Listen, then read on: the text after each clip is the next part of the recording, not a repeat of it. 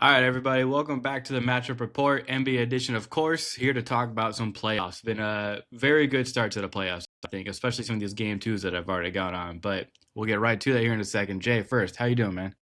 I am good. It is that time of year as a senior where things get a little stressful, but come next week and hopefully a lot more entertaining basketball games, I'll feel a lot better.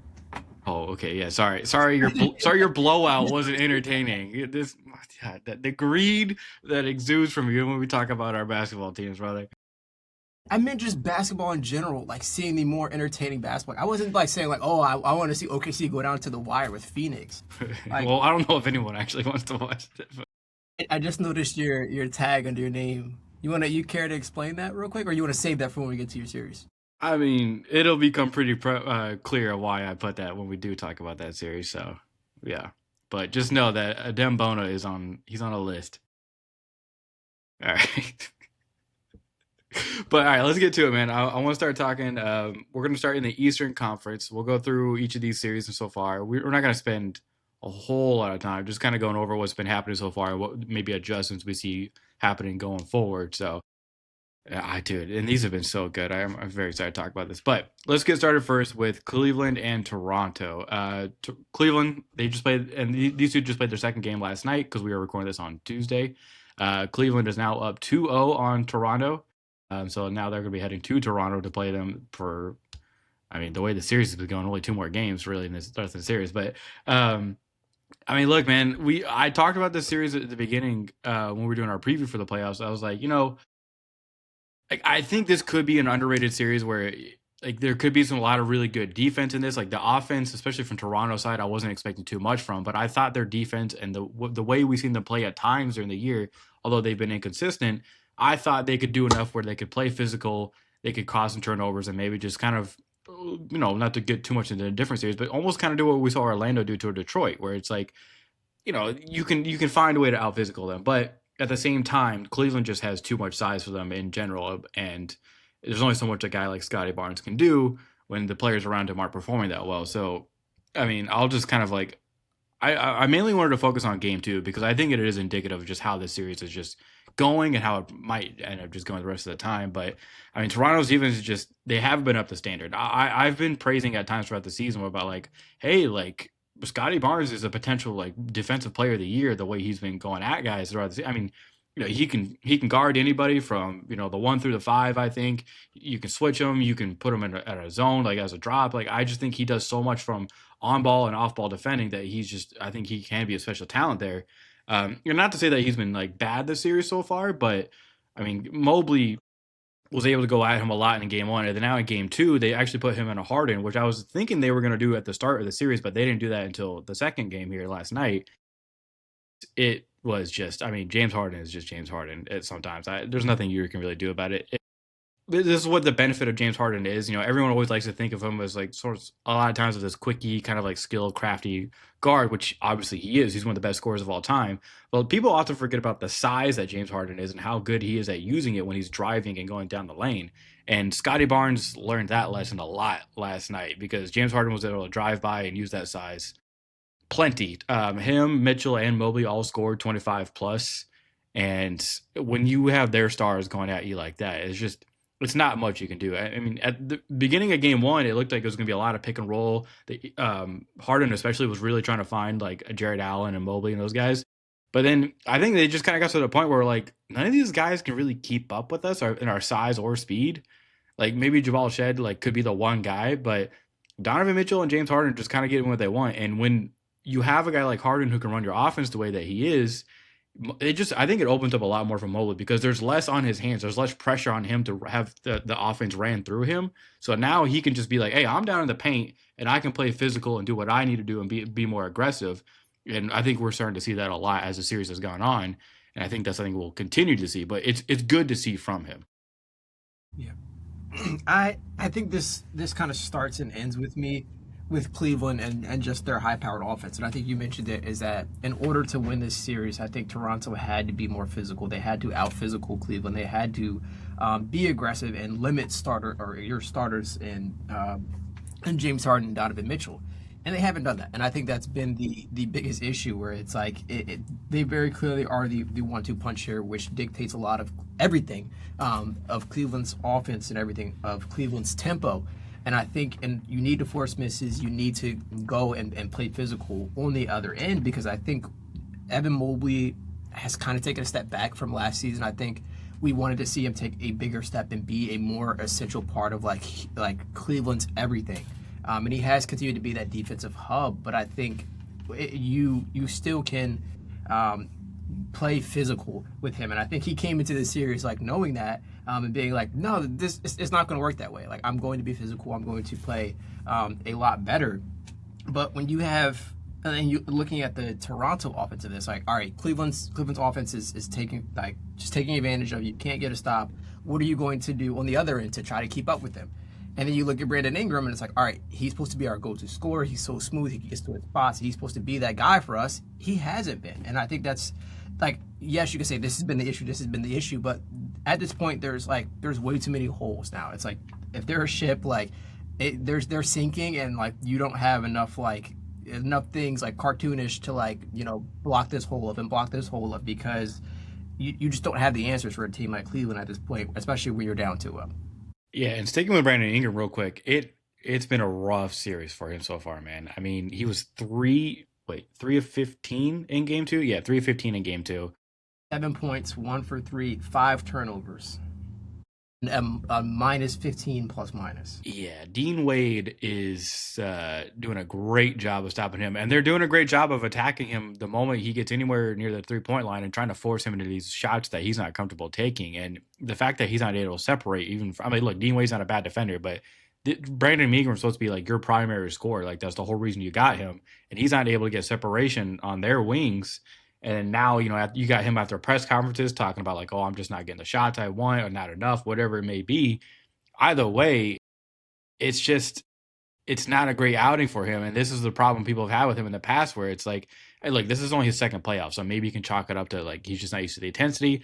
I'm not really going to buy that. He's been in the league for like 10 years now. He should know better and be able to, like, you're getting paid to be the scorer. You're getting paid to separate. You're getting paid to be the go-to guy who can come up in clutch moments. But clutch moments aren't even going to be available when your primary scorer can't score. Like, you know what I'm saying? So it's not like he's out there being a great defender either. So it's been a huge negative for them. And the turnover part too. I mean, they had 22 turnovers, Toronto did, in game two.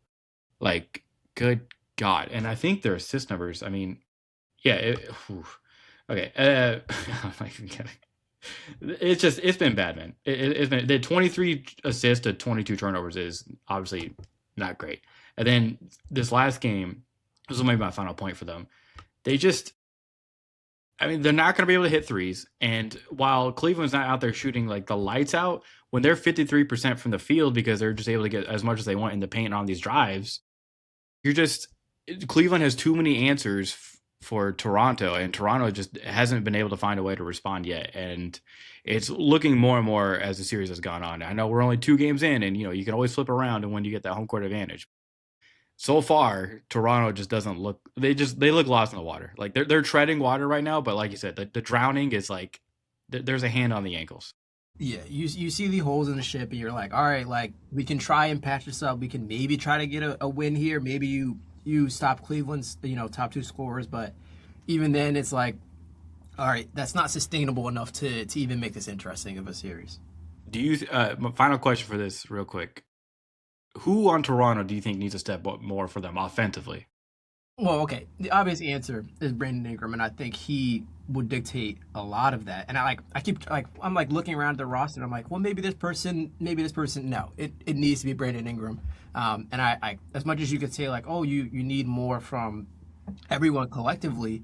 Brandon Ingram is that guy that you mentioned, like, that's supposed to be that guy for them down the stretch where it's like, all right, you need a bucket, get the ball in his hands, and he can be impactful as that veteran figure on that roster. And the fact that he hasn't even been able to get there because he's not shooting well leading up to that is my biggest issue with this. And even the fact that Toronto can't make this more serious is because of that. Yeah. Toronto, man, anytime the whole city has to hate the whole city of Cleveland at this point. I mean, they probably already did. I mean, you went from LeBronto to now you have to deal with this. Yikes, man. It's kind of like I remember, not that like disparage my own franchise and team and fandom, but it's kind of like when I remember years ago when Embiid and all them were still kind of coming up and being like not really considered a contender yet, before they were breaking our hearts again and again. They were talking about their rivalry with the Celtics, and I remember Embiid saying like, "This is Oh like, yeah. oh, it's not really a rivalry because they kick our ass every time," and it was like, I, yeah, I saw that. I saw that graphic come up again. oh really? Yeah. Hey. And actually, let's jump right to that. Boston is up 1-0 against Philly. And that first game just, well, to say the least, didn't look good for Philly. It was, I think everything that could have gone wrong went wrong. But I'll let you do this because this seems like you have a lot to say about Well, this.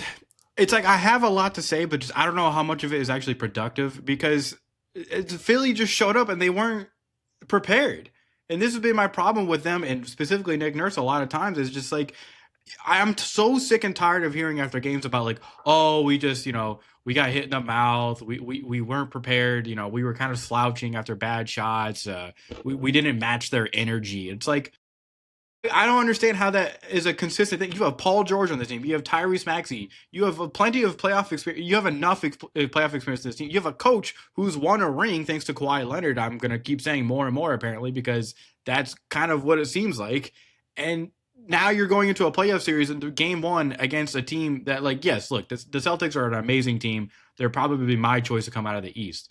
But you can't not score 100 points in a game, and you can't be this bad and one dimensional and unprepared to go against a team that good. They're just purely out coached. I mean, Joe Mazzulla was calling out Sixers plays before they even happened. Like there was a sideline play that happened, and he called out. He's like, "Hey, Drummond's about to do a pin down," and he did exactly that. So it's like you're predictable, you're unprepared, you look like you're lazy, like no one got any sleep the night before. It just and the entire offense seemed to be. I was joking around, like I was half joking before the game started, like, oh, like it's gonna be ISO ball the entire time. But then it just ended up being like that's exactly what it was, and specifically for Maxey. And Maxey's been facing some criticism after this game, and I get it. But at the same time, it's kind of tough when they're basically just saying like Maxey save us or we're dead.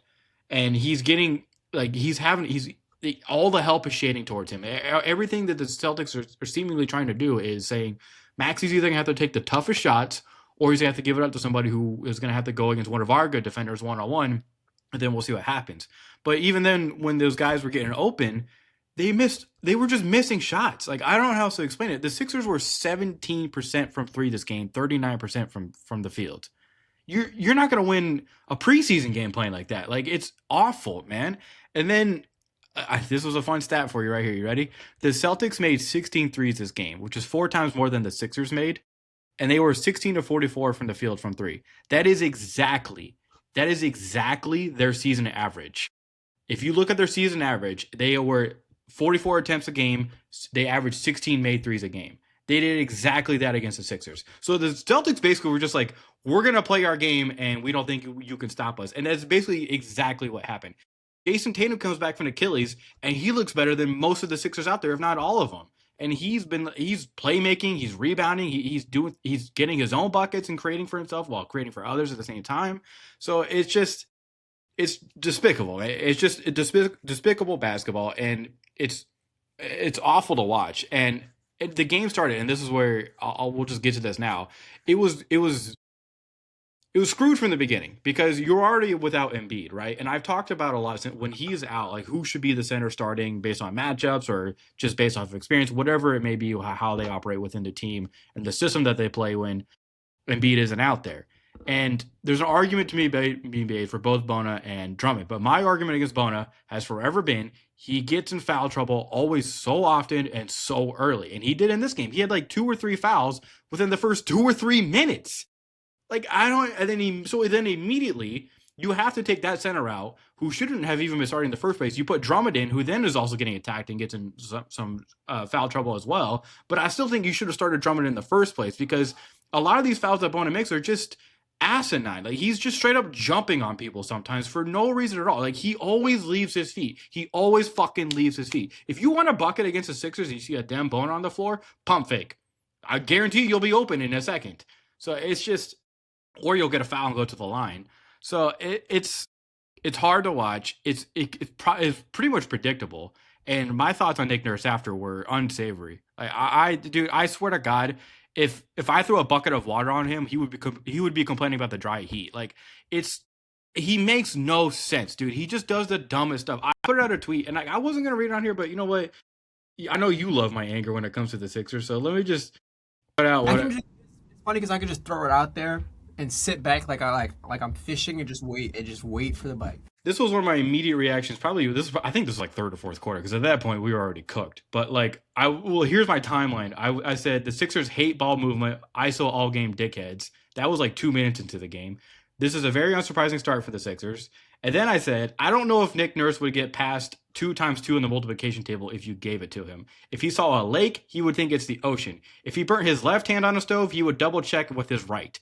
He I do not like this man. I do not like this man. He was carried and given a championship by Kawhi Leonard, and now he's running this team's lineups in despicable fashion. And it starts with him, and it's everyone else above him. Final note on this, and then I'll be done. The cherry on top of all of this, in the shit Sunday that was the Sixers, was the Epstein list owner sitting next to another Epstein list motherfucker on this court side. And it's like, we're getting blown out. And then they got to cut to my owner sitting on the court side like that. I'm like, awesome. Great. This is my franchise. I'm done. Yeah, I it's very hard to follow that after that. Looking back at the basketball side of this, Sixers 4 for 23 from three is just insane.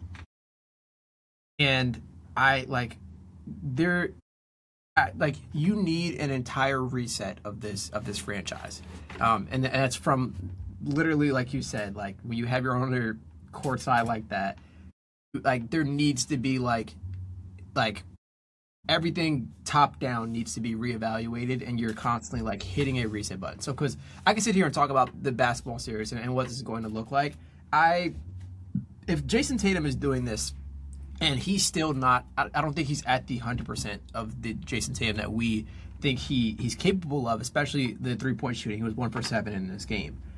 You're still looking to get more from him, and the Celtics are looking at this like damn near is like, all right, Jason Tatum, go out there and get more comfortable, get more rhythm, especially in this playoff atmosphere. It's a different level to like returning late in the regular season. Let's see you in this high level environment where it really matters, and the stakes of working out the Tatum Brown relationship to get back to where it was. So they're just looking at this as a testing ground. I think the Sixers also look at it as a testing ground, but for a different reason. And I think that comes from an evaluation of like, who do we move forward with? Obviously, Maxey, VJ, you're looking at them and saying, all right, completely safe, untouchable. After that, I think the rest of the roster is expendable. And maybe you can say, all right, Paul George has shown you enough flashes where you can maybe keep him for another year and use him as a vet piece. Everyone else you're looking at and saying, all right, Kelly Oubre Jr. hasn't done enough, not sustainable. His go-to shot is a contested layup, by the way. Quentin Grimes as well, I think, is another player who like they banked on last year being that guy for them, and it went to the same in this year. And I think he's a big reason of why Jared McCain is no longer on this team. When it's like, all right, we saw the leap that Quentin Grimes took. You thought it was sustainable. Turns out it wasn't. So now you're like, all right, like we traded away the player that could be more consistent, and now we're like, after Maxey and Edgecombe, and maybe Paul George on a good day, if I'm feeling it, I think the rest of this roster is subject to changes.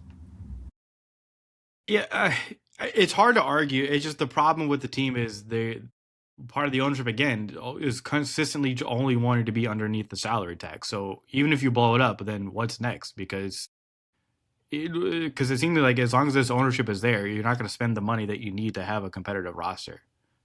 And of course, like who wants to go to Philly if you've seen that this is the ownership, this is the coaching that they're doing, this is the level of like turnout where it's like, all right, these big moments happen, all right, we need you to step up, we need anything to go right for them, and you mentioned it, like every year feels like it seems to be something.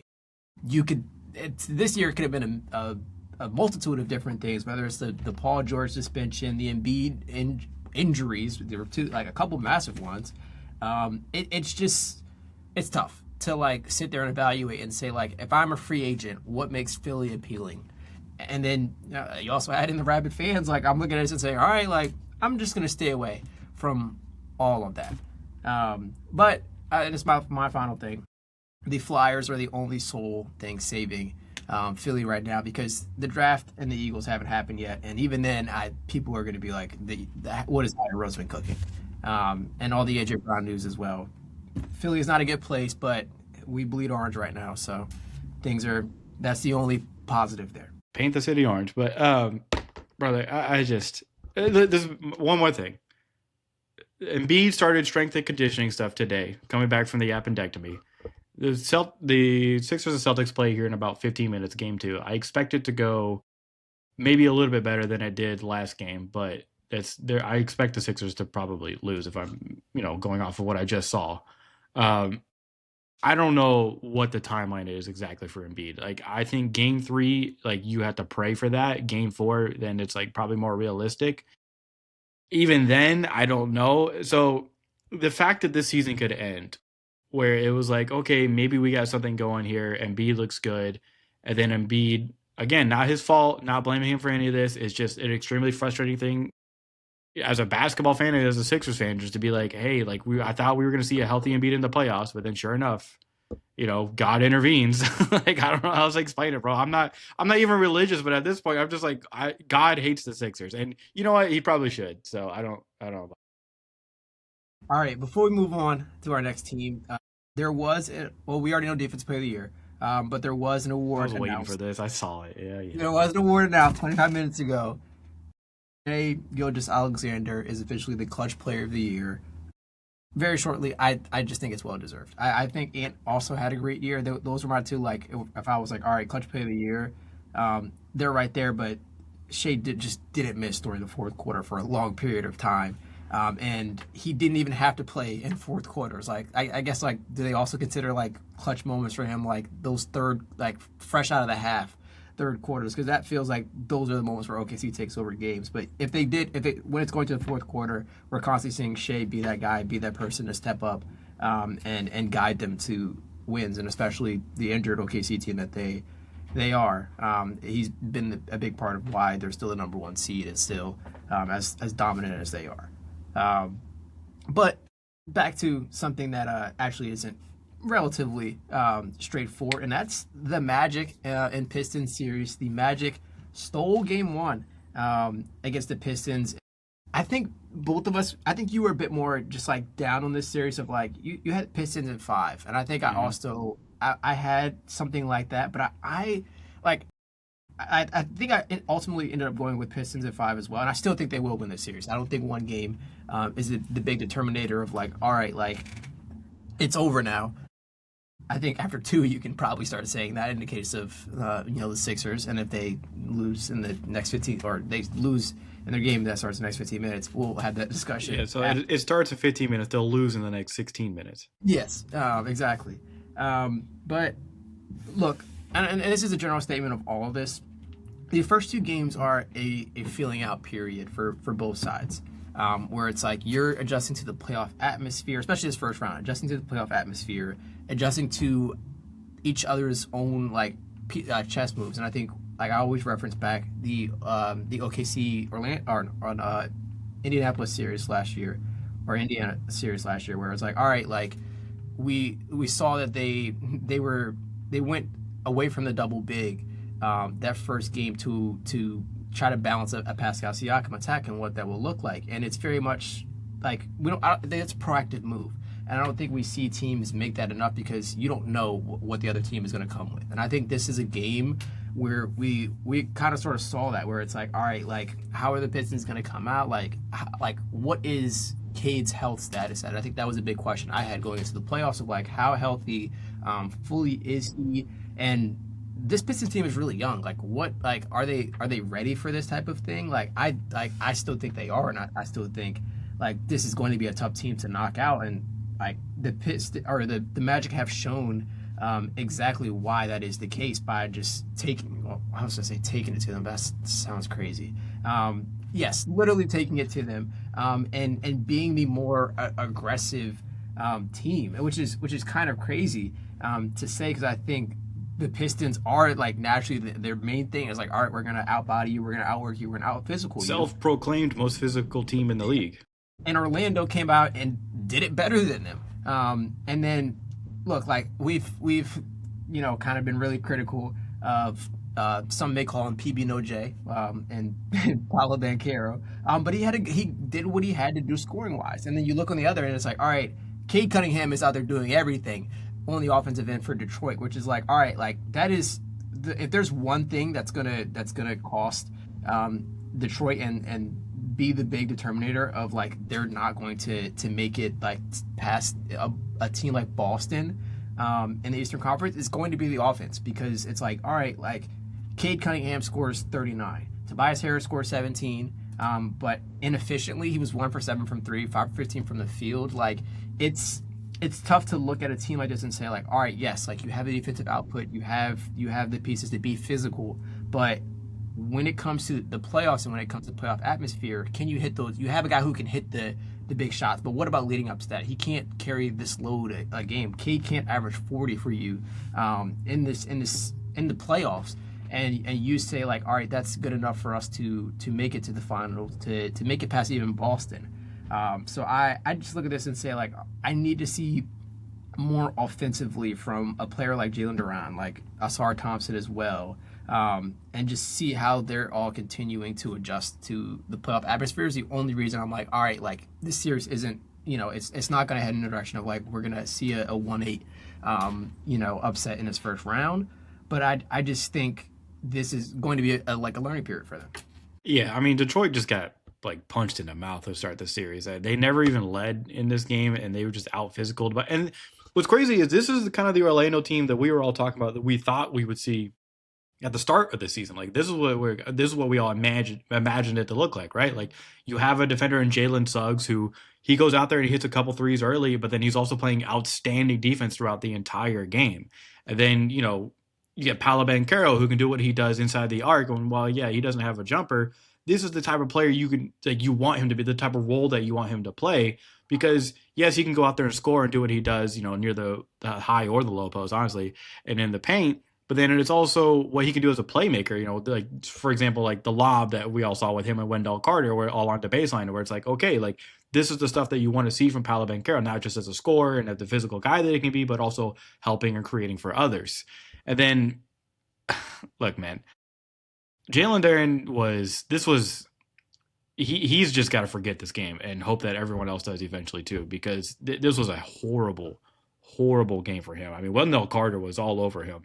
And Jalen Duren, we talked about him a lot. I mean, he's an all-star, right? Like he's a guy who we all see as being like a cornerstone for this franchise going forward. He's a great defender, and he does a lot for you down low on offense as well. But it's games like this where it's like, how are you getting this out physical down low? It wasn't a great look for him. But credit to Wendell Carter for doing what he does and showcasing the offense that he can play. Real quick though, like, because you've covered most of it, so I just want to say real quick for Cade.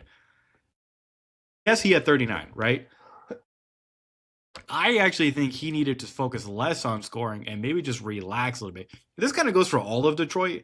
I think after this game is just like they need to just be like, okay, take a deep breath, relax. Like we got punched in the mouth. It is what it is. But Cade was, at times, I felt like he was forcing it a little too much, right? Like, yes, you were scoring, but it was also like nobody else really was able to help you out as much. And I was missing the creativity and the creation that you would normally get from Cade when he would get others involved. And he just wasn't doing that as much this game. So I think if he were to take a step back and maybe try to like slow things down, get the other players involved, play their game, then I think, Detroit will be just fine. And I do still think Detroit will win the series, but you got to handle the business at home. And then, you're going to have to try and steal one on the road as well. But yeah, shout out Orlando, man. We didn't even think they would be in the playoffs for the most part. Like it was, or well, at least I didn't. I know you had to be, but yeah. I just, and on the other side of this, like as much as we can rave about Orlando, this is the ceiling of this team. And I think like it's very like easy to forget that, especially you're caught up in the momentum of the playoffs, and to say, oh, like this is going to be interesting. I don't think it's going to be anything crazy like that because the next game we could see Paolo shoot inefficiently. Like we could see Wendell Carter have a bad game. And that's not even like just by like Detroit's changes. That is just the Orlando Magic and their inconsistency as a whole. It doesn't matter. You could, throw out the Jazz and have the Magic and the Jazz in a series. I promise you the Magic are dropping at least 2 games in that series. If the Jazz try to win. Yes, if the Jazz are actually trying to win, solely because of like the inconsistency of the Magic in this. So yes, Detroit did a lot wrong in this, but this is once again a lot of this team's first playoff experience, and you mentioned it. I think it's a combination of this is going to be a moment for JB Bickerstaff to say all right, first game's out the way. We got punched in the mouth. Let's come out and just relax, calm down, and not force things. I think that's when you're caught up in this atmosphere. Detroit is caught up in the atmosphere of the city as a whole caught up in it of all right, this is a playoff matchup. We're number 1 seed. It means a lot. Just take a breath, compose yourself, go out there, and I think they win game 2. Yeah, I'm right there with you. I'm really game 2, man. I really want to see the adjustment that Detroit makes and what it looks like. All right. Next series. Final Eastern Conference matchup. It is the Knicks and the Hawks. And I think we both kind of we're on the boat of this is a Knicks series win. With that being said, Atlanta pushes it to 6 solely because. Did we both pick them in 6? I said I think I had Knicks in 6 as well. Okay. Solely because of the fact that you have these players like Jalen Johnson, Nickeil Alexander-Walker, and now I guess I have to add CJ McCollum. CJ McCollum to that list as well. And look, he's had a great start to the series, and it's funny because naturally the first thing that comes up, and you even have New York Mayor Mamdani talking about it, is Trae Young every time you're playing against Atlanta. And it's funny because everyone's been focused on that, and CJ McCollum goes out there, has this great game. They win at the Garden. They still won from New York, and they're did you embrace being the the villain to New York and everything? And CJ McCollum is I'm no villain. I'm a nice guy with 2 kids and a wife. And I think it's just very refreshing to have someone like that in the NBA where it's no, I'm 40. I can't be a villain. It really isn't that no, I'm gonna push back on this one. Talk your shit, CJ. You did after game. He talked shit after game 1. Why can't you do it after game 2? Okay, that I'll say is fair. But at the same time, he's 34 with 2 kids and a wife. I'm not gonna go And isn't he the president of the Players Association? NFL, yeah, or no, NBAPA. It's all right, what is he respectfully we're not gonna see him go stand on a scorer's table and be this is my my home in New York. It would be amazing. It would be funny. But I just think you have to temper your expectations a little bit. But it is just funny to see a player be no, I'm not a villain. It's kind of refreshing. But with that being said, I think this series and look, the first thing people will go to is the Mikal Bridges shot in this. And it's tough. And for that to be the final shot, and look, it's tough because obviously I think New York wants the ball in Jalen Brunson's hands. He clearly is going to be their guy down the clutch, and he hit that 3 leading up to that Mikal Bridges shot where it's all right, if I want the ball in his hands in that scenario, who is one of the better clutch players in the league. So for me, I'm looking at that and saying I think the ball needs to be in his hands. With that being said, they've traded a lot and given up a lot for Mikal Bridges to come in and be impactful. And I think he needs to hit those. And I think we saw it last year where it's he had 2, he single-handedly won 2 big games against Boston last year in the playoffs. And I think in order to constantly live up to that that price tag of all right, you were traded for a shitload of picks, you have to be impactful. You have to make a difference and hit those shots, which is why I think the internet has been going in on him so much. But I like it's a tough shot, and I think I constantly think about the and even like breaking down the scenario. Like I think the ball should be in Jalen Brunson's hands. There's that clip of like, and of course it's Jeff Teague because Jeff Teague is like the NBA godfather, being everywhere. But he's talking about how like oh, who was it? It was in the Indiana years where it was like Paul George was like, I gotta have that shot. And I forgot who it was. I want to say I'm blanking. But took a whoever it was took a poor shot, and Paul George is in the post game presser like I should have had that shot, and next game same thing happens, fires it off to Paul George, misses it, and that became like people were remixing it with the Gatorade commercial where it's like, oh, no overtime tonight, and it's like him breaking off like like a terrible shot. So like I think about that in these type of moments where it's like, all right, like um, at the same time, yes, it like the ball should be in Jalen Brunson's hands in the clutch. With that being said, Mikal Bridges has to hit that shot. Well, he also doesn't have to take a fading midi right there. Like he could have easily have tried to drive in and draw a foul, or you know what I'm saying? Like there were better shots to take right there than that. The picture, by the way, afterwards of him, because he, like you said, he took that and kind of like backpedaled into the Atlanta bench. The Yeah, picture, them all surrounding him is funny. ooh, it's tough. That's a tough pick. But this is why we both said, like, as favored as New York could be in this series, this is why we were worried at times about them, like, getting a sweep or even a gentleman sweep, because they have games like this sometimes where they can fall asleep at times. And I actually kind of like, yes, there are players who are at blame here. Obviously, like Brunson on defense was a nightmare, and they were switching and attacking him constantly.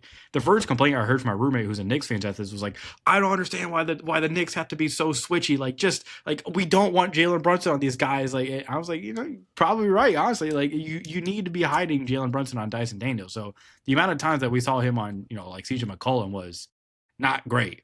But I did like what I'll get back to like the blame part later. But like I did like some things that Knicks did where it's like playing through Karl-Anthony Towns. That was something we talked about going into the series, where it's like they're going to be pressuring Jalen Brunson. They're going to do whatever they can to disrupt and make him uncomfortable leading up to the top of the key, like wherever it may be.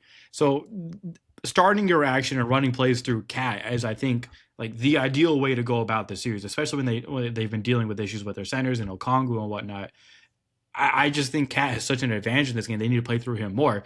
Like even like I wish you could kind of track like hockey assists. Like I'm sure there's somebody out there that does it with basketball, but I'm pretty sure Cat should be like up there when it comes to the playoffs so far. But I think actually the main culprit of why everything went bad here was Mike Brown.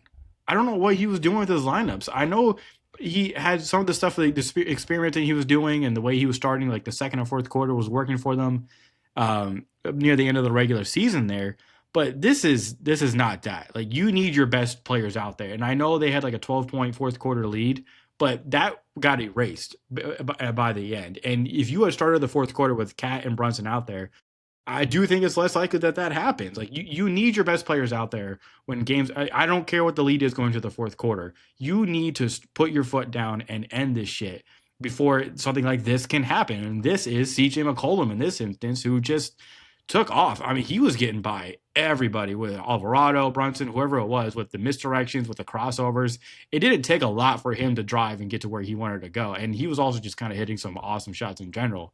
But I mean, it was a good team. I mean, when you have a night where Nikhil Alexander Walker goes 3 of 12 from the field and doesn't even get double digits, as the Knicks, you've got to win that. Like that is probably their best, like on like just like pure score on the team in my mind. It probably is between him and CJ, but I just I'm not worried about the Knicks, but it's games like this that make us be a little bit hesitant with them when we picked them in these series where we're not going to ever say that like, oh they're 4 or 5. It's just because the coaching, it just gets weird at times with the lineups and the stubbornness when it comes to them. But then it's also the players and how they just kind of like they make weird decisions, like the Mikal Bridges shot, where it's like you've got to be more. It can't just be Jalen Brunson save us in clutch games. Like I know he's gotten clutch player of the year before, and we've seen him be that hero, but it can't always be all on him. And but I mean, unfortunately, also at the same time, just they're kind of in a position where they have to be. I mean, it's the missed free throws as well. I mean, they had 14 turnovers. The Knicks did in the second game.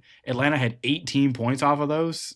It's just poor basketball in the second game in the final stretch there from the Knicks. But like I said, I'm not worried about them. I still wouldn't even be surprised if they won it in 5. I still have it in 6. But you got to go in Atlanta now and take care of business. Yeah, it's tough, and I think they still will. But it's just like, all right, now it's a big momentum swing, and I think if the Hawks are, they can make this a lot more interesting if they win this next game, because I think it's good. Like I don't want to sit there and say like it's impossible for New York to come back after that, but I think for me, like my confidence in them is going to waver a lot if they go to Atlanta and lose. But yeah, moving over. Atlanta's going to be jumping. Yes. Moving over to the Western Conference, I'll knock out OKC now solely because there isn't really too much to talk about. I will say it has just been fun with all the Dylan DeVille and stuff, and he's like constantly like buying into it. And it's funny because they were talking about on the broadcast. They're like, "Oh, like he's a completely different person, like off the basketball court." And I'm like, you would never know the way he's like, constantly like just talking to the media, constantly saying all this stuff. Would you ever like want to sit down and have like a dinner with Dylan Brooks and just talk over things? Dinner, like they always ask like, oh, dinner with Jay-Z, or or was it $5 million is what they yeah, said? like $5 million, or and everyone's like, oh, dinner with Jay-Z. I was like, you're stupid. Because he could teach me, like, give me the ways of how to like be better, or just give me $5 million. But either way, I okay. So you asked that. Do you remember that one video? It was back when Dylan Brooks was in Memphis. Like at the beginning of when Ja Morant and all of them were starting to like win games. And there was a guy that approached Dylan Brooks who was like waiting in line at like a Burger King or something like that in the airport. And he comes up to him and goes, "Hey, look at this guy." And he shows it's video of him walking up to Dylan Brooks, but like, God, that's Dylan Brooks. And he goes up to him and he like says hi to him. Dylan Brooks, you see who's at first, he's like, "Oh, what's up?" And the guy's like, "Hey, what's up, man?" Like, oh, blah, blah, blah. And then he just starts going like, "You need to pass that ball to Ja Morant, man. You got to pass that ball around some more." And Dylan Brooks is laughing and having a good time with him. So it's like, when I see small interactions like that, I'm like, all right, Dylan Brooks probably is just like a chill dude. Like a lot of people do just have that switch when they get into like a competitive mode. But that monster's still inside of him. You know what I'm saying? Yeah. Like that beast is there. Yeah, like if it's not something that is just like, oh, like you can just leave behind. Like if you can flip to this so easily, then like I'm worried. But like yeah, this series, or in this first game, I started off the exact way I think I predicted it to be, which is like OKC is going to force a lot of turnovers. They're going to force a lot of mistakes, and I don't think Phoenix has enough firepower. And Devin Booker is a bucket.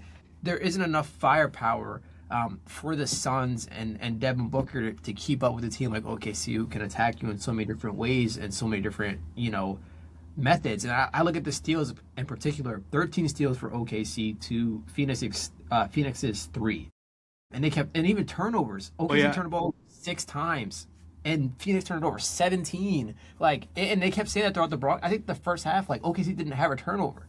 It was at least the first quarter, and I was like, this is crazy. Like, didn't turn the ball over, didn't foul too much, and they just played efficiently, did what they needed to do, and I think that's what's going to make OKC tough to beat this playoff series, and even throughout all the playoffs, is just their ability to be consistent and their ability to constantly be good at stopping you and then scoring on the other end. Yeah, going more like expanding on your turnover point. So you said they had 17 turnovers. They had 16 total assists. So more turnovers than assists. Yikes. And OKC had 34 points off of those turnovers.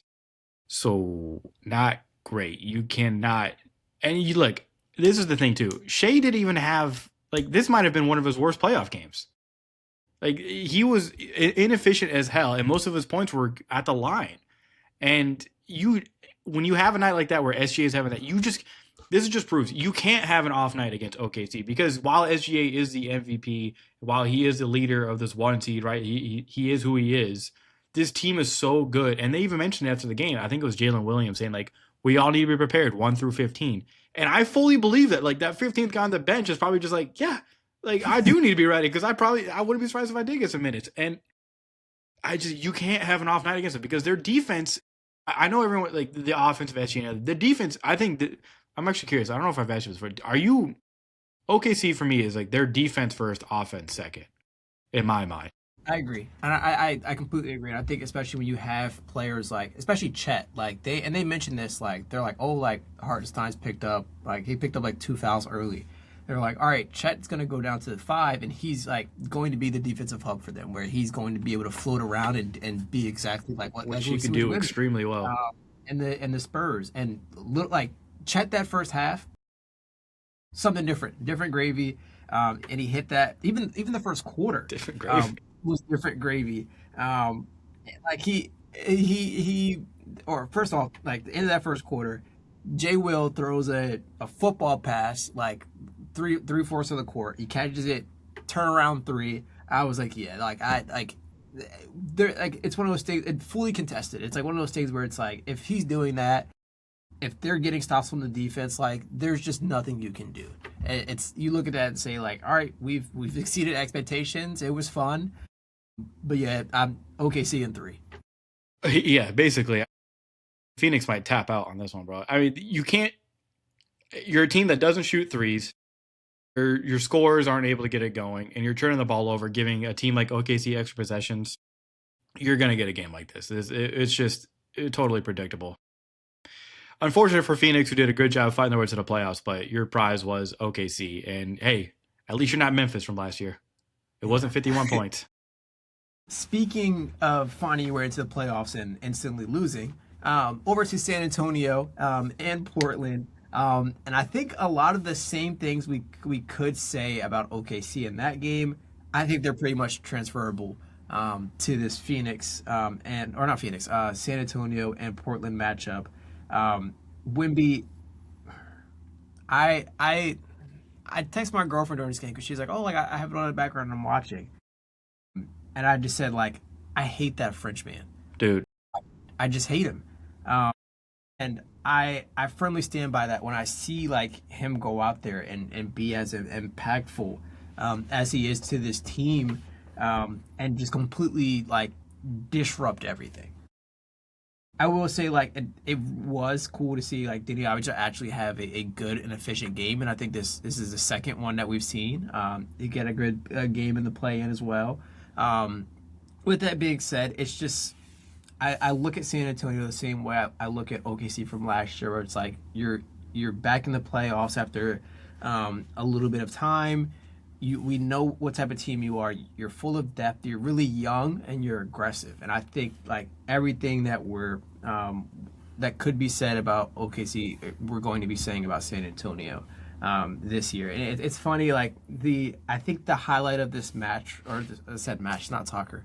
The highlight of this game for me was Kelly Olynyk getting in at the very like last couple of minutes, and they show that like they show his like his oh, legs, and he's wearing like the like shortest like ankle socks of all time, did my people wrong.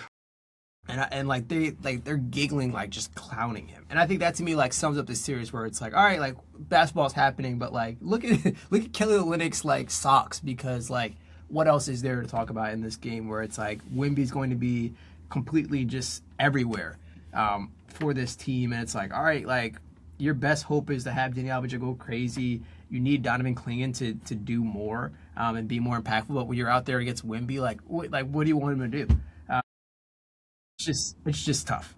Well, apparently they want Klingon just to shoot threes, both Portland and San Antonio, which we've talked about him working on that shot that they've gone on. And you'll hear, and anytime, it was so funny is I love when centers like him or Drummond start working on their three because the broadcast will bring it up the same exact way every single time. Be like, he'll take a three and they'll miss it. Be like, oh, but no, that's good. That's good. Like, he's been working on that. He's been taking more shots than he's used to. And it's like, yeah, like instead of 14 threes like he took last season, he took like 58 this year. I'm like, yeah, he's really working on it. But I mean, like it's been more than that. I'm being an asshole. But it was a bad game for me in my Portland agenda. I'll just say that. Deni Avdija was the only one who was able to get anything going offensively until Scoot kind of did some stuff in the second half.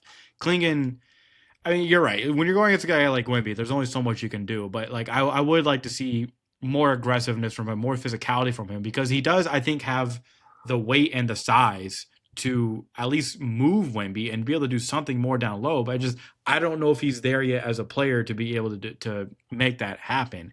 And then when you have guys like Tumani Kamara, Drew Holiday, Scoot Henderson, like these guys aren't making shots and they're not adding anything to the offense.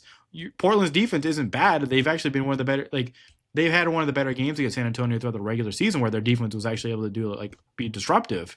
But I just with both teams like healthy the way they are, I just don't think Portland's really gonna be able to do too much against them. And not to belabor the point, but Wemby is just like I'm scared. Like you should be more scared than me because he's in your conference. But brother, like that was an insane playoff debut. Like just insane. And someone pointed out, like we talk about sickos in basketball all the time. We've labeled Wemby before as one of the game's sickos. But dude, someone pointed out it was like a TikTok video. Someone's like, the reason why he's a sicko to some people is because he can go up in any time he wants, right? He's like that Kevin Durant kind of thing where it's like no matter what shot he takes, there's no one that can block it, right? No one is jumping up and stopping his jump shot. He could also probably do anything he wants, like driving towards the paint and like making a basket, but he'll still decide to do like a fading corner three or some wild like circus shot in the paint where it's like you probably didn't have to do that, Wemby, but you're a sicko. You like being a sicko to these other teams. And he's 22 years old and he's already like this. It's scary stuff, man. I will say real quick though, for some of the others on the Spurs, De'Aaron Fox, amazing. Like it's so good to see him in the playoffs again, and he's going to be so crucial for them at times throughout the playoffs, especially if they have any games that get close in the fourth quarter. Devin Vassell, while the box score might not show it, the shots that he did hit were very timely, and his defense was pretty clutch as well. And then just a quick shout out to the biggest hater of Atlanta, or number one hated man in Atlanta, Luke Cornett, who look to have a talent like Wemby, but then to be able to have a guy who can come in and not make the on-off minutes so bad, who can actually be a plus for you still as well. And that's crucial for a team that has aspirations like San Antonio does. So shout out to those guys as well.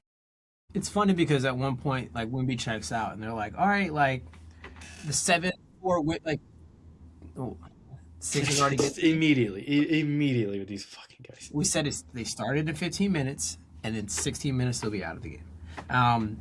They were like, "Oh, like."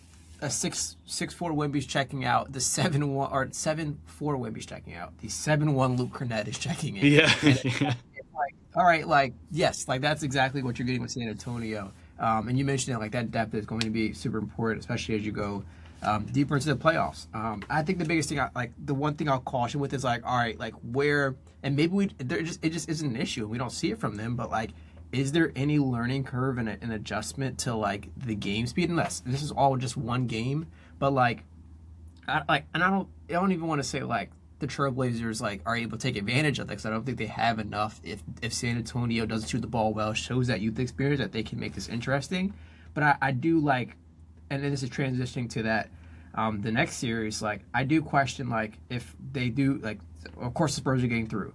What does it look like against a team like Denver or Minnesota, which transitioning to now, I think has been the most interesting series in the playoffs thus far. And that is, of course, Denver versus Minnesota. Denver won game 1, 116-105, and then lost game 2 last night, 119-114. And everything that like I said about like they all have answers for. Like they each have questions that the other one just simply cannot answer. That was showcased in both of these games where it's like, all right, who's going to stop Jokic? All right, who's going to stop Ant? Like, do you really trust him to stop Ant? And then what about just Denver's defense as a whole? Like, it's damn near a bunch of cones out there. Hey, ask Jaden McDaniels. Even Jaden McDaniels had to say that where it's like they're all bad defenders. So this was his exact quote. He said, it's so good. Go after Jokic, Jamal, all the bad defenders. Tim Hardaway Jr., Cam Johnson, Aaron Gordon, the whole team, just go at them. First and last. And so somebody asked him, like, so they're all bad defenders? And he says, yes, they're all bad defenders. And that to me makes this series like even like more entertaining. Like, we knew it would be entertaining. We knew it would be like the best series, but then it's like, all right, like now that's what I'm talking about. Like the trash talk included in as well. Like that's what I'm talking about. Like let's get this fun. Let's keep this going. Because now we're gonna see like what Game 3 looks like, and it's like, all right, like Denver's gonna go out there ready to shut them up. All right, like, but then you got to worry about Ant, like going at them as well. So we knew this was going to be the closest, and we both predicted this to be seven. Regardless, you went seven with Minnesota. I went seven with Denver. I just think that I think Denver just has the experience, and I think I trust Jamal Murray and Nikola Jokic a lot more than I trust Ant. And if you want to throw Julius Randle out there as a consistent playoff performer, I trust the proven two with a championship. And then why I picked Minnesota, why I was on more of that side of the fence, was because of what we saw last night, and that was just too many guys that Denver cannot stop. Like we were so like this is the worst I think we maybe have seen Denver's defense be, and it's. I mean, like Jaden McDaniel said, just go at them. Like that really is like that seems to be the key, man. Just keep the pressure on. And if Minnesota can have this kind of energy and physicality, for I mean, just the playoffs in general, but for this series, I don't know what Denver can exactly do. I mean, as good as Jamal Murray is, and we know he's a playoff riser historically, and we've seen what he's done so far and already in these playoffs, he was gassed. Like he was out, he was gasping for air, like that basically that entire fourth quarter. And then Jokic had a Ben Simmons moment. I don't know what the hell happened there in the end when he passed up what should be an automatic floater for him, and what we've seen him do a million times before, passes it up to Christian Braun, not a great free throw shooter, who gets fouled and then breaks both free throws, and then Julius Randle immediately comes back and makes them both, and then they go on to win the game basically. And look, man, like I think Jokic will be better as the series goes on. Like I expect him to be more assertive. I expect him to look to get his own more. And then as he does that, the game will come to him more naturally and he'll be able to get others involved in the right way. But I just I need to see him not defer to Christian Braun in a moment like that. I need him to be more aggressive with his scoring and just be like, look, these are the playoffs. He needs to take over. Jamal Murray was doing great and all that, but you're not getting much from anyone else, like, or at least not enough. And Minnesota, like, dude, just look at their bench when they're playing these games, man. Like when Nas Reed made that one, I think it was the third quarter or second quarter, one of those, he made a bucket and he was screaming at his own bench. And they're all hyping him up for it. Like they are losing their minds when they go at each other. Bones Highland comes in and all the Denver fans are booing him, which I don't get that. Like I know he kind of left like in an unceremonious way, but he basically just got ditched by Malone and the team. But since he's been in Minnesota, he's been awesome. Like he's been really really good for them. Like a great like boost for them off of the bench. And he was good in this game. And it's just the energy that they have. It's just such a like a fu mentality that they carry, and it starts with Ant and goes from there.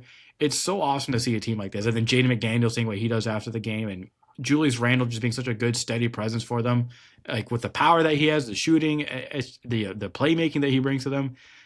This is why I'm so in on Minnesota in the Western Conference. Like I think for me, it truly does go when healthy, OKC, San Antonio, and Minnesota. But at the same time, I'm only saying this because of Denver's defense. They have been the number one offense in the league.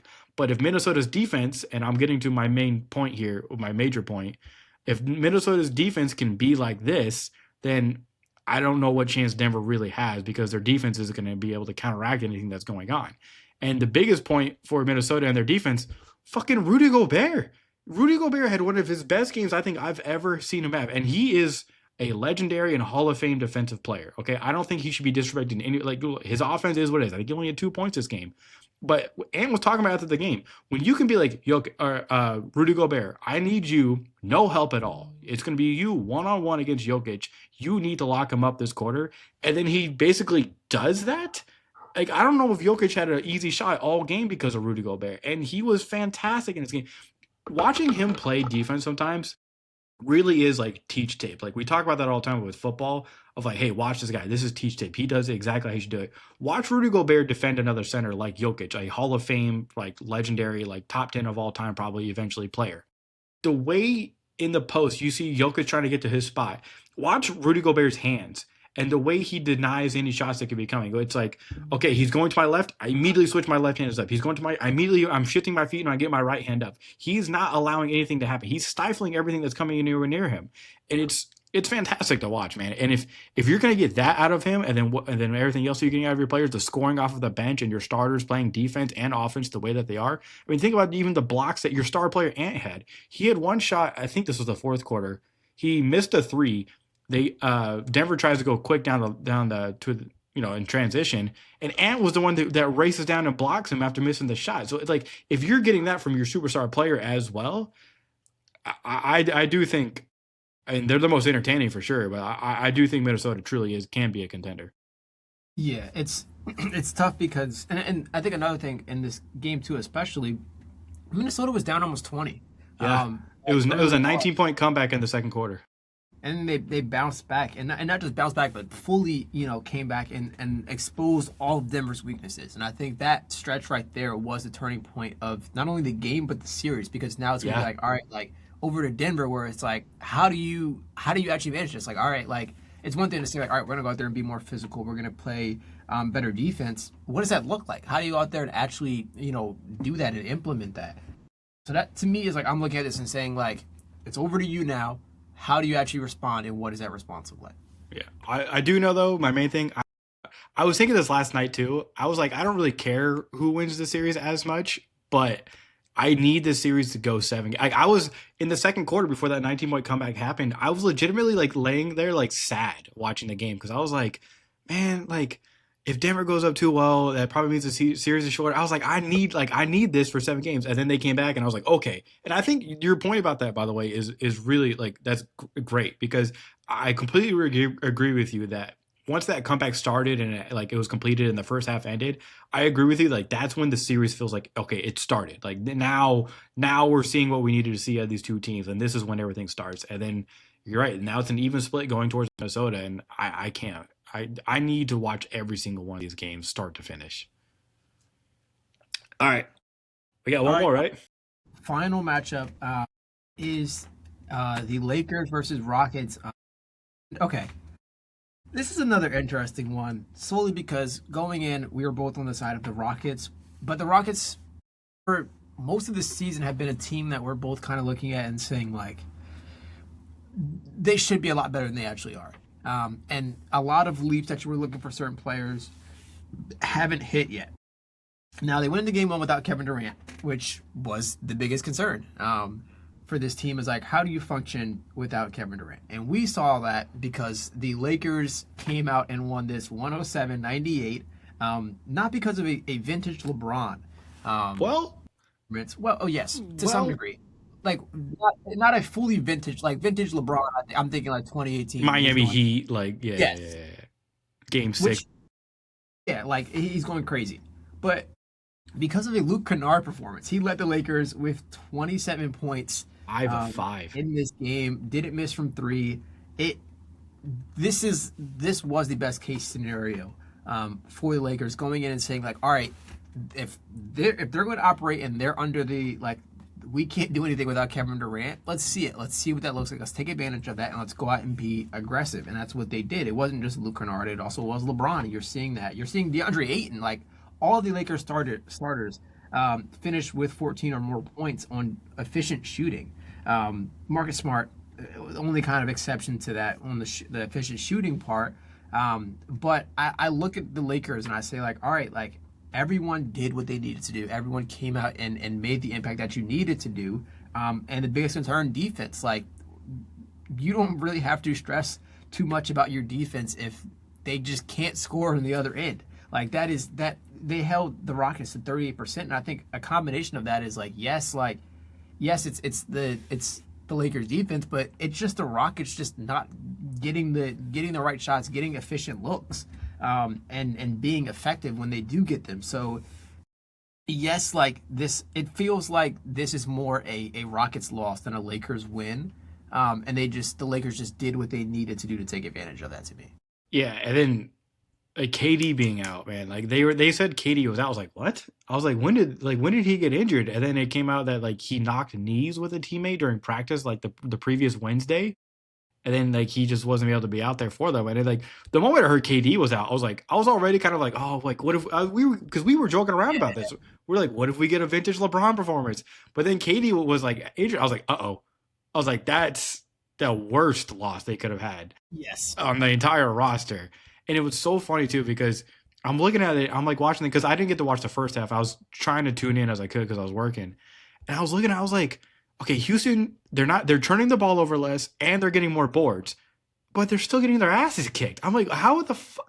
Oh, like that's the key. That's supposed to be your guys' like team identity. That's supposed to be what helps you guys win games. So the fact that they still won those battles but lost the game, that's crazy impressive from the Lakers. And look, LeBron had 10 assists in the first half. 8 of those were in the first quarter. He only ended up with 13. But like that first quarter and first half specifically were fantastic by him. And him being playing that, that main passer role for them in the beginning, but then also being able to be aggressive enough to like he only had like 19 points, but the drives were key. Like they were able to out physical, like you said, like Houston and Kennard. I mean, you said he didn't miss from 3. He was 5 for 5. 3 of those were in the fourth quarter.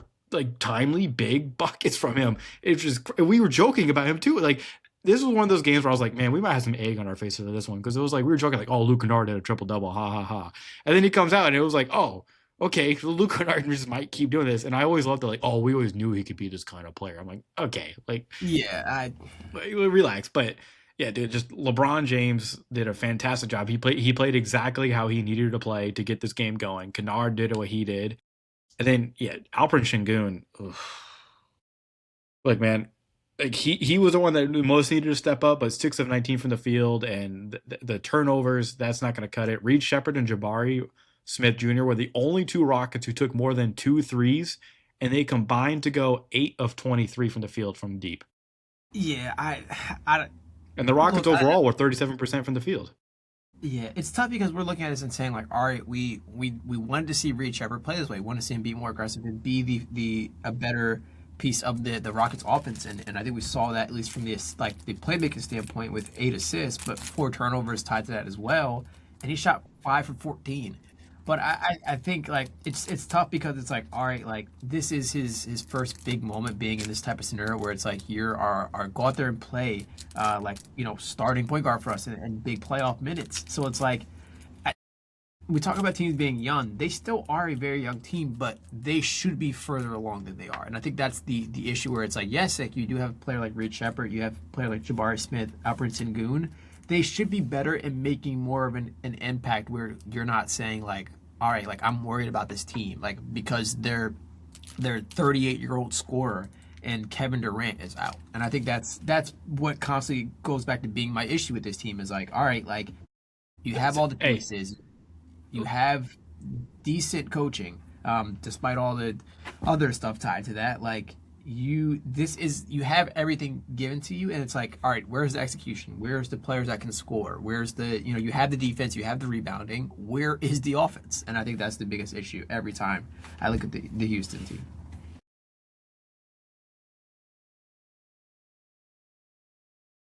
And listen, man, like the fraud allegations are going to start to come up. Okay, like I'm just. I know you're missing KD and you've been without Fred VanVleet and Steven Adams, right? Like most of the season, all that. But you still had some time to figure out what the game plan could be going forward and how you were going to like figure out something on offense, man. Like there had to be better ways for you to like get your players open and to set something. It didn't just need to be Sengun try something down in the post and Reed Shepherd take a million shots. Like that horrible process. And I felt like they went in. I don't know if they underestimated the Lakers or they just believed that they could just out physical them and win that way. But they need to fix that real quick going into the second game. And if Kevin Durant's there, obviously that makes a huge difference.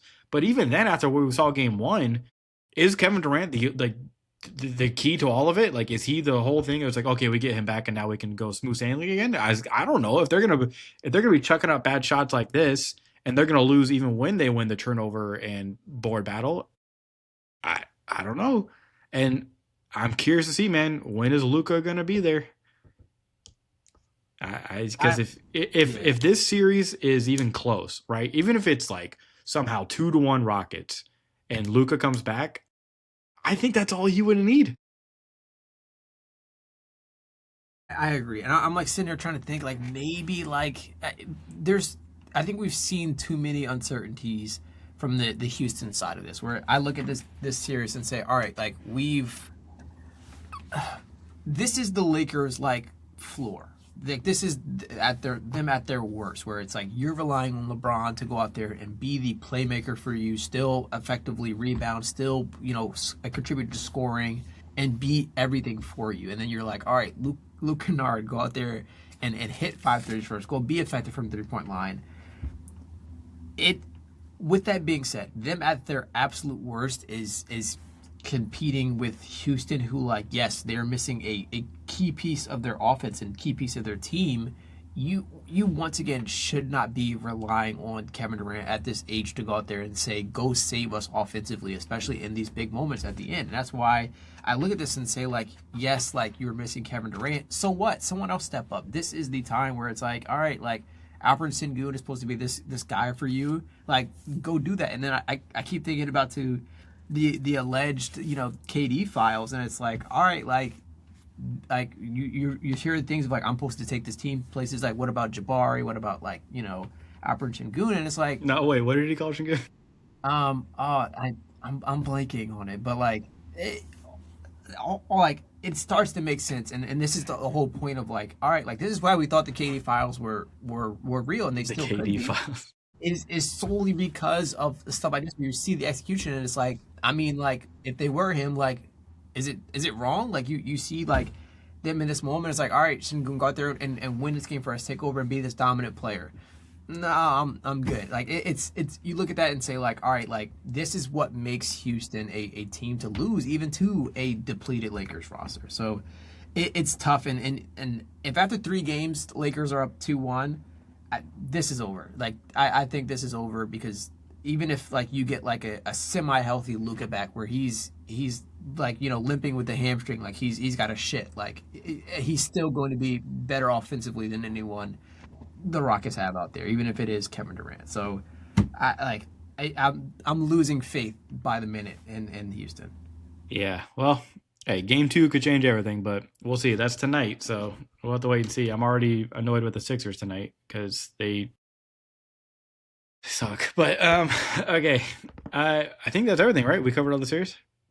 All right. Anything else we needed to talk about besides the games?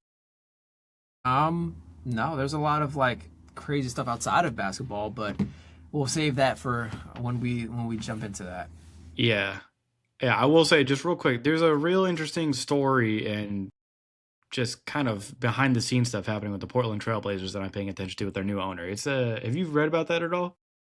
I saw the new shirt, the thing about not wanting shirts there because of budget restrictions, which, Yeah, he's if you're cutting. trying to cut costs with shirts at games, like, Okay, so it's shirts, two-way players not flying to go to the playoff games. It's making sure you check out of hotel rooms before so that you don't get the late fee. Not giving your physical therapist and the masseuse a room to work in.